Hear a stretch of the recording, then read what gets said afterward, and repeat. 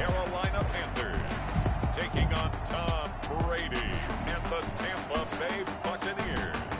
And we welcome all of our viewers inside a place that the folks around here like to call the Vault. And that's Bank of America Stadium in uptown Charlotte.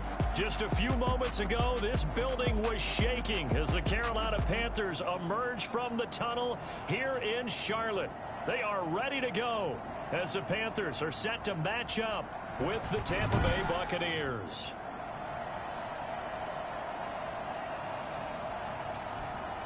Alongside Charles Davis, I'm Brandon Gaudin. And Charles, we look at this Panther ball club as they interplay here. The losers their last time out, so they'll look to make amends here. And one of the best ways you can do that is to be at home, and they are. They're going to try and ride that home crowd and that wave of emotion to a victory in this one. On the other side of the field for the visiting Bucs, they come in off another victory a weekend ago. That ran their win streak up to 7 now. And I think that win last week established them as Super Bowl frontrunners. They're playing with confidence and swagger, and you need that to go a long way. Now leading out the Panthers offense, a new man in charge for 2020, a member of the Saints the last couple of years. It's Teddy Bridgewater. Coming off of a loss their last time out, I think he's just seeking to make a bigger impact on the game. He threw a touchdown pass, didn't throw an interception. I think he just wants to jump those numbers up in terms of flinging it around and letting his receivers get into the end zone.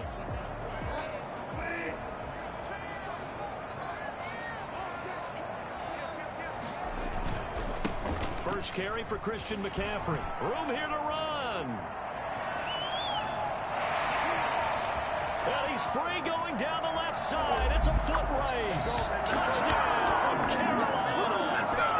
Christian McCaffrey, his 6th touchdown of the season. And the Panthers are going to take a first quarter lead. Christian McCaffrey, a guy that can beat you in so many ways. He's a threat to go the distance literally every time he touches the football.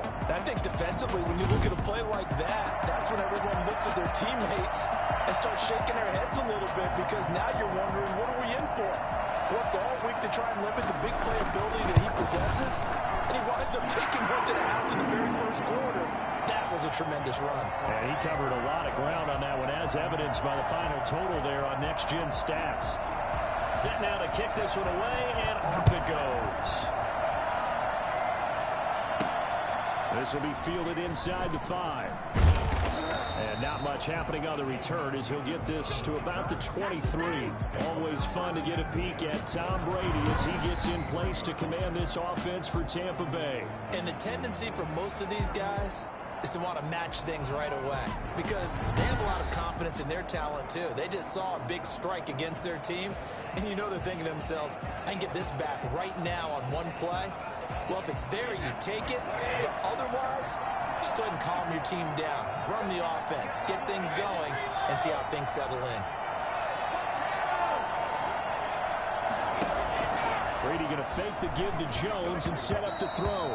And he'll be hit as he releases it, and that'll fall incomplete. One thing that you're going to see from this offense is that they love the matchup with their wide receivers against this secondary. That one wasn't successful, but don't expect them to back away from attacking all game long. Brady's incompletion on first down leads to a 2nd and 10. To throw again, Brady. He'll set up the screen to McCoy. And this will go as a gain of 7 as he gets it to the 30-yard line. We'll see what kind of mindset they have here offensively after giving up the touchdown on the opening drive. And based on our time with them, prior to this game, I feel like they've got a good mindset going in. In fact, the discussion that we had with the coaching staff was, we may give up some points in this game, so our offense has to be ready each and every time to either equal or try and get us ahead and try and keep us ahead. This is their chance to respond to that first touchdown given up. 5 yards on the play there as the drive will continue. Plenty of things to talk about here, partner, but to me, their defense gave up the touchdown on the first drive. How about how they're responding, coming back? That's a big 3rd down pickup to keep their drive alive. Ball up to the 35 now as they come up on 1st and 10.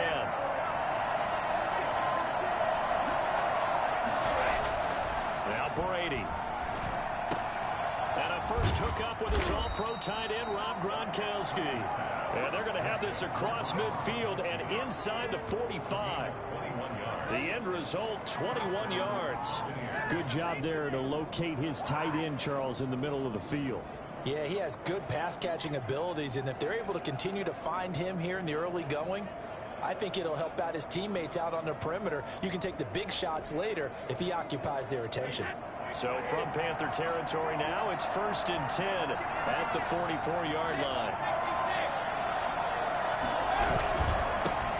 On the ground, this is Leonard Fournette.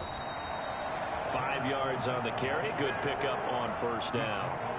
That was a really nice job by them picking up the run blitz and detecting it and blocking it and turning it into a nice run. And a lot of times you think if you blitz a running play, you're going to smother it.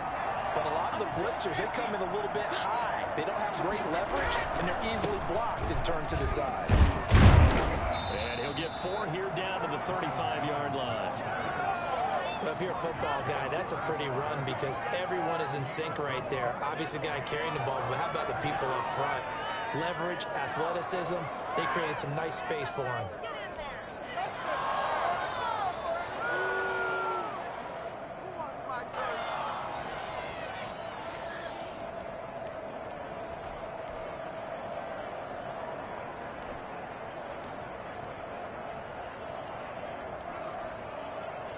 Heavy set out there on 3rd and 1.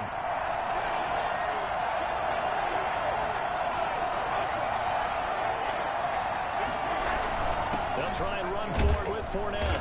And he's able to get it to the 33. Good enough for a first down. It'll be a 2-yard gain, and it'll result in a fresh set of downs. Well, they gave themselves options there on the 3rd down play, and were able to convert on that RPO. Shows a lot of trust with the guy taking the snap, doesn't it? Because you're counting on him to make the right reads and give the ball where it's supposed to go. And he did on that play. Brady's throw there complete. And he's out of bounds. Almost gets to the 10. That good for 21 yards on the catch and run. And this was a nice example of an offensive coordinator scheming his guy open. Just a little underneath route, just trying to free up some space. And it worked awfully well. Got him not just space, but plenty of room to run after the catch to pick up really nice yardage. From down at the 12, it's 1st and 10. Shotgun now for Brady. Flush to his right. And he's going to keep it here. He'll wind up getting right about 4 there on the scramble, and it's 2nd down. Now, how about that play? He took the possible negative and turned it into positive yardage and slid down to avoid taking a big shot. Excellent job getting down and avoiding the big hit. On 2nd down, it's Jones. And he's into the end zone for a Tampa Bay touchdown. Ronald Jones, his 4th touchdown on the year. And the Buccaneers are an extra point away from tying up this football game. Well, solid blocking up front from the guys on the offensive line allowed him to get in for the touchdown. Yeah, some might say that the guys on the offensive line were in concert. I used to have a coach who called it marrying up, meaning when you get on a guy, you just stay right there. Each guy has his own assignment. That allowed the runner to make the big move towards the end zone. Extra point put through by Succop, and we are tied at 7.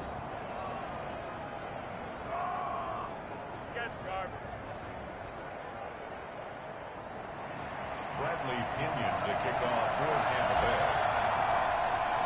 Bay. Each team's had it. Each team has scored. 7-7 here as the kick's away. And that'll carry over the back line of the end zone for a touchback. The Panthers coming back out onto the field for their 2nd drive. And they hit the home run last drive. One play on the ground all the way to the house. Now the defense, maybe they're expecting a run here. Partner, I love your description because when we talk about hitting the home run, we're usually thinking about a passing play, aren't we? Something in the air, deep ball. But how about them just taking it big-time John? Now you're coming back out. Now they've established this run game. The play-action pass could very well be open. Give him 9 on the carry that time, and they're set up with a 2nd and 1. They'd love to just strike back with a touchdown right here. And if it's a long play, so be it. But the main goal get a couple of first downs, run some plays, run some clock, allow their defense to get a chance to catch their breath, settle down, and relax a little bit after they just gave up a score. Now this one to his tight end out on the right side. And he'll be out of bounds after getting this one across the 40. Now we're going to get a timeout. Appears we've got an injured Buccaneer. Well, he gets attended to. We'll step aside.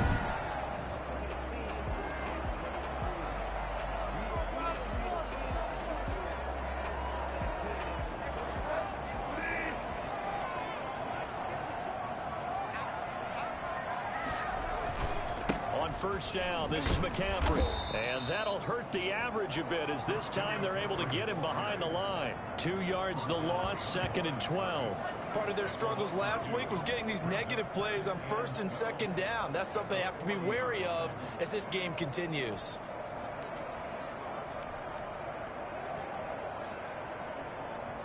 Clock rolling as we hit the midway point of this first quarter.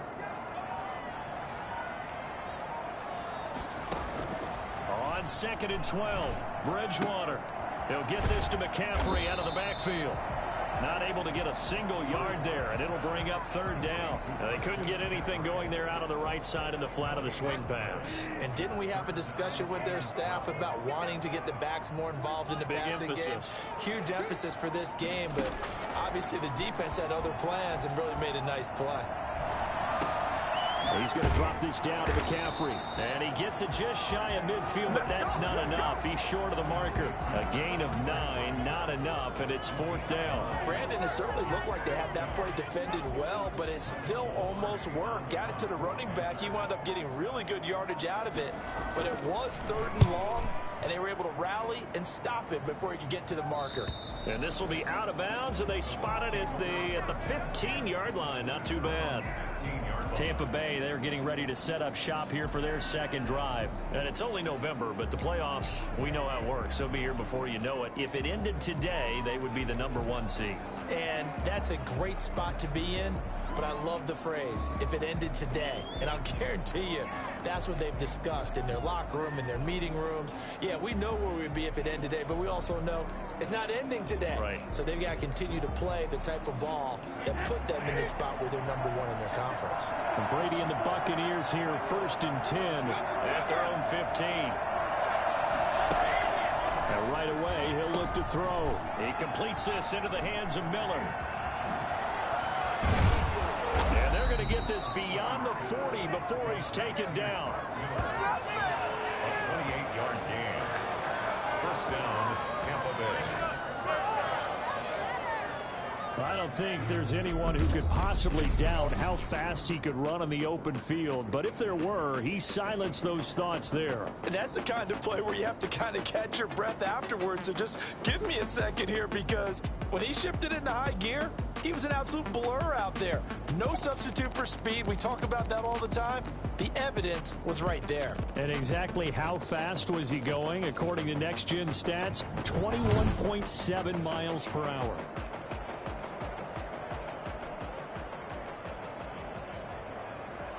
One play has him up past the 40 already, and another 1st and 10.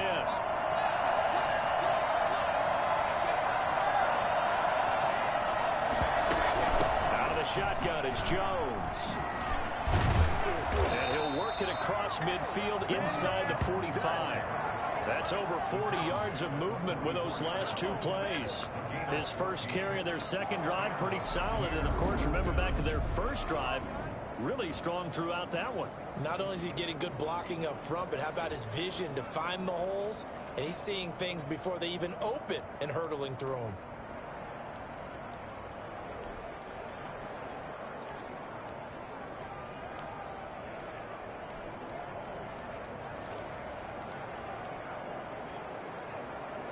So from Panther territory now, it's 1st and 10 at the 44-yard line. Jones. And he takes it down to the 40 with a pickup of 4. Well, on every play call, you realize it's not going to go for a touchdown. So a lot of your calls are setting things up for maybe later in the game, trying to establish the inside run with toughness now. Hopefully get to the perimeter later, and let's face it, you could do worse than a 4-yard run on 1st down. On second down, here's Fournette. And he's going to get this pretty close to a first down. Stopped at the Panthers' 34. A quick burst there, and he nicely bit off a pretty decent gain. And it's third down.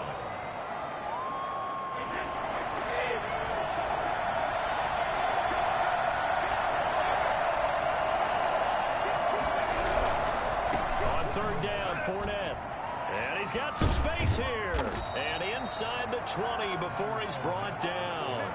17 yards on the play and a Buccaneer first down.